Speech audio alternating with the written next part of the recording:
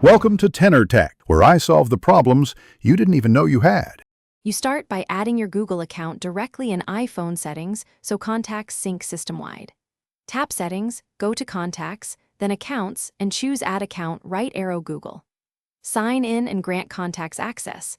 This lets iOS read and write Google contacts. Once done, make sure the contacts toggle is on for that account and that you have an active internet connection so Initial Sync can pull all entries into the phone app. Now you set Google as your default so new contacts save there automatically.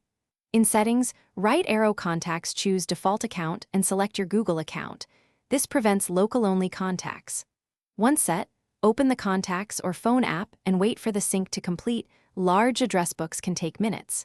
Make an edit or add a test contact so you can observe bidirectional sync.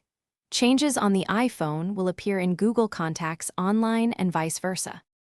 Finish by verifying everything appears in your Contacts app and on Contacts.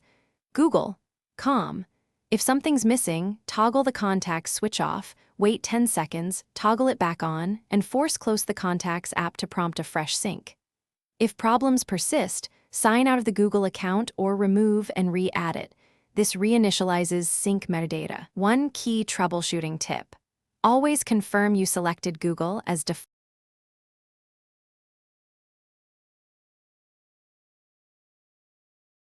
Thanks for watching. Subscribe to keep your life in tune.